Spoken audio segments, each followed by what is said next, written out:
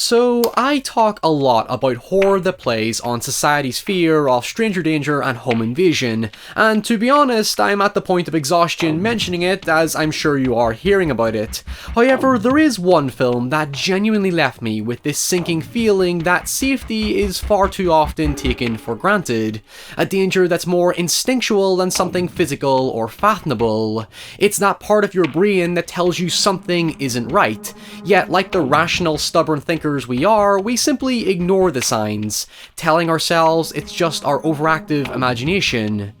But what if that minor doubt lingering within us was right?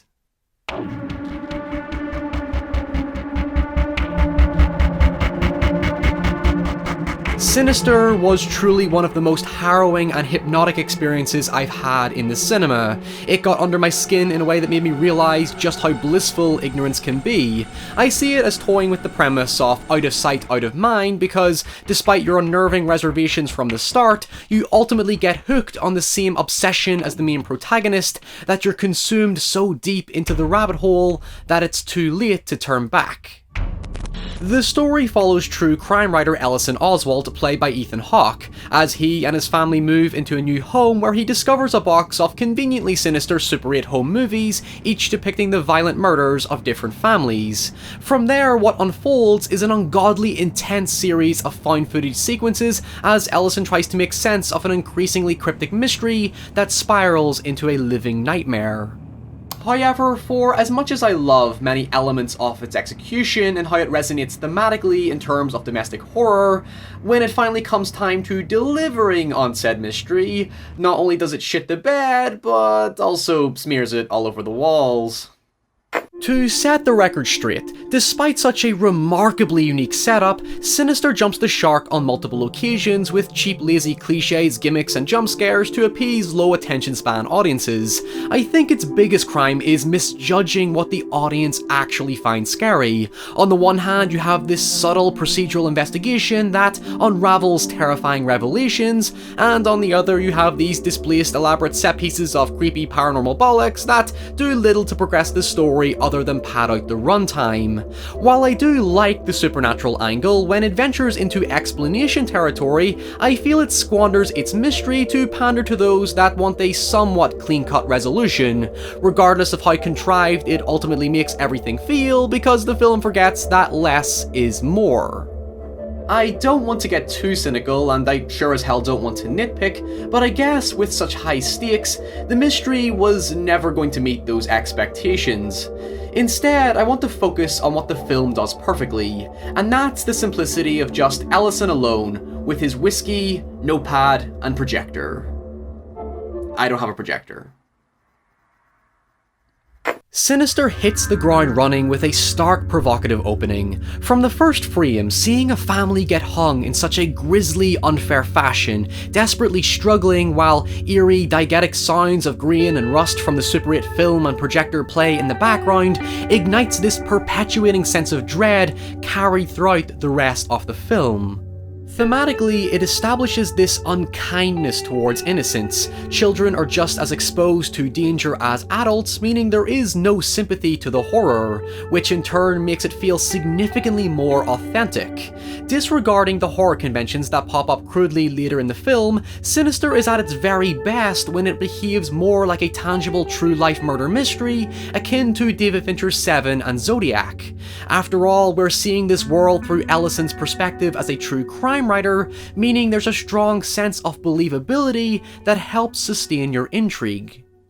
Writers C. Robert Cargill, previously a critic at Spill.com, and Scott Derrickson, who directed the film, state that the snuff film aspects were always intended to ground the film in convincing realism that's further reinforced by Ellison's character development.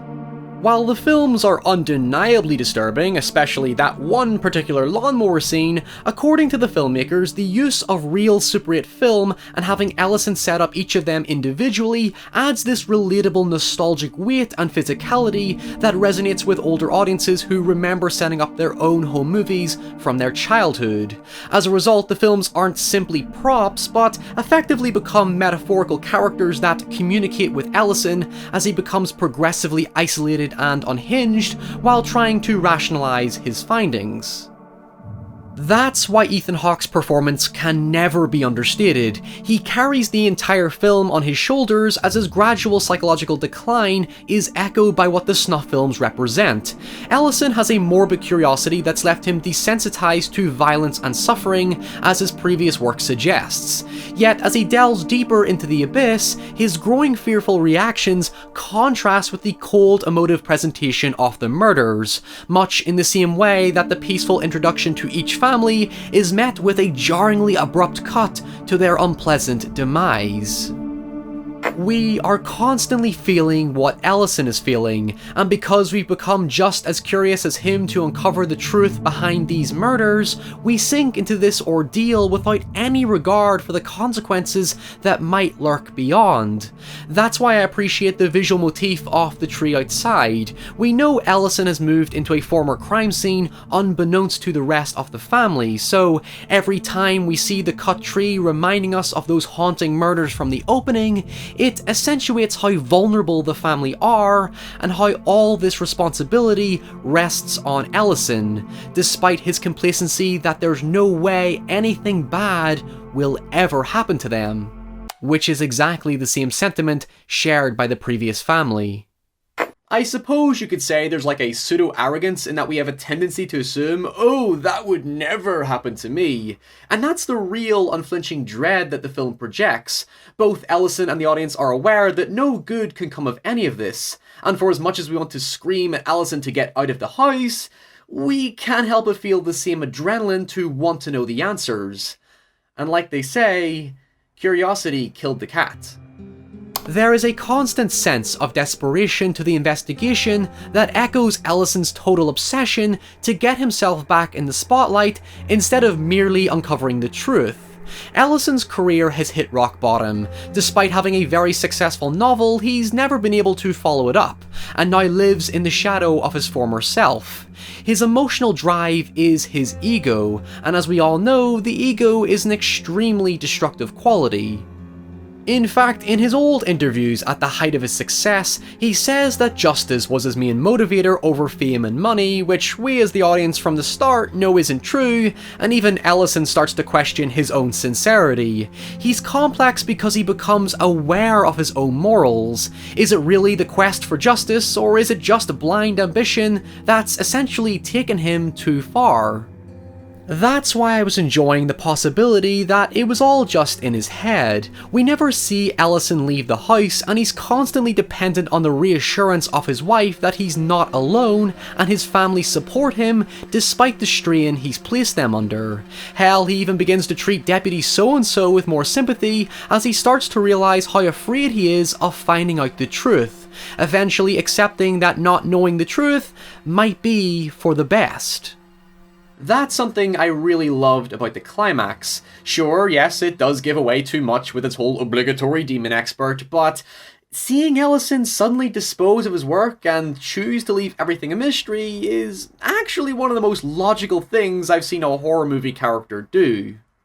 Disregarding the very end, the most haunting line in the movie is when Deputy So-and-so informs Ellison that his investigation took him to the point where he put himself and his family in the mystery.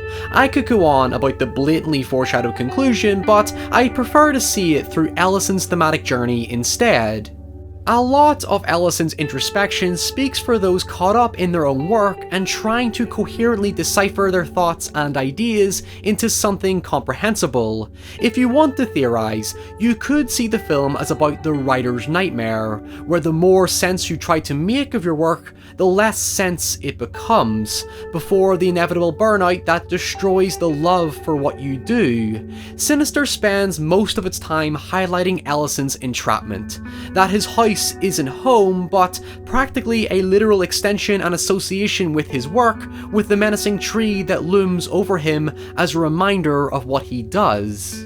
He's trapped in his own world, manifested with dark, depressing narratives he's emotionally invested in. It makes him consider the nature and meaning of his work, where a mystery he was told from the start should be left alone was inadvertently revived, to the point that something he now wishes was simply a work of fiction has become a true, unstoppable reality.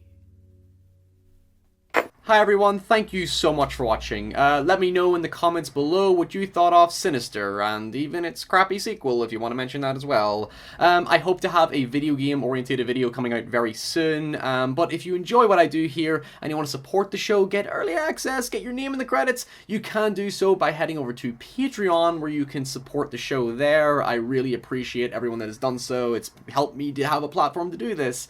And yeah, if you want to follow my shenanigans, head over to Twitter and Instagram. I'm on those platforms as well. Stay safe, and I'll see you all very soon. Bye!